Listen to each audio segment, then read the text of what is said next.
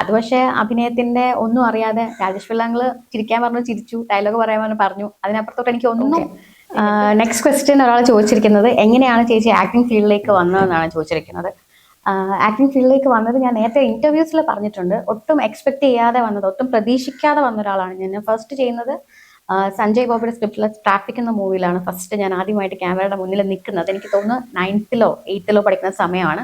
അത് ശ്രീനിവാസൻ സാറിന്റെ മോളുടെ ക്യാരക്ടർ, ചെറിയൊരു ക്യാരക്ടറാണ് അത്. പക്ഷേ അഭിനയത്തിന്റെ ഒന്നും അറിയാതെ രാജേഷ് പിള്ളാങ്ങള് ചിരിക്കാൻ പറഞ്ഞു ചിരിച്ചു, ഡയലോഗ് പറയാൻ പറഞ്ഞു, അതിനപ്പുറത്തോട്ട് എനിക്ക് ഒന്നും ഇല്ല. ബിക്കോസ് എൻ്റെ ഒരു വീട് പോലെയായിരുന്നു. കാരണം രാജേഷ് പിള്ളാങ്ങളെ എനിക്ക് പേഴ്സണൽ അറിയാം, സഞ്ജോങ്ങൾ എൻ്റെ ഫാമിലി ഫ്രണ്ടാണ്. അപ്പൊ എനിക്ക് വീട്ടിൽ നിന്ന് അവർ പറഞ്ഞു തരുന്നു, ഞാൻ അത് ചെയ്യുന്നു, അത്രേ ഉള്ളൂ.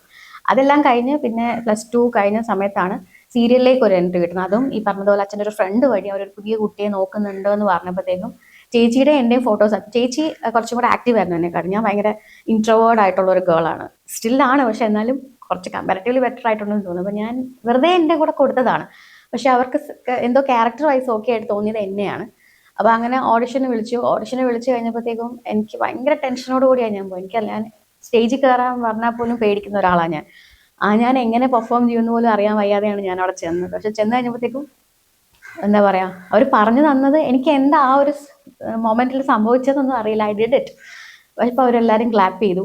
അതാണ് എൻ്റെ ഫസ്റ്റ് എക്സ്പീരിയൻസ് അല്ലെങ്കിൽ റിയലൈസേഷൻ. എനിക്കിത് എന്തോ ഒരു ഹോപ്പ് ഉണ്ടെന്ന് തോന്നിയ ഒരു മൊമെന്റ് അതാണ്. അങ്ങനെയാണ് ഞാൻ ഫസ്റ്റ് സീരിയൽ ചെയ്യുന്നത്. പിന്നെ അവിടെ നിന്ന് അങ്ങോട്ട് ഒരു 10 to 11 years കണ്ടിന്യൂസ്ലി വർക്ക് ചെയ്യുന്നത്.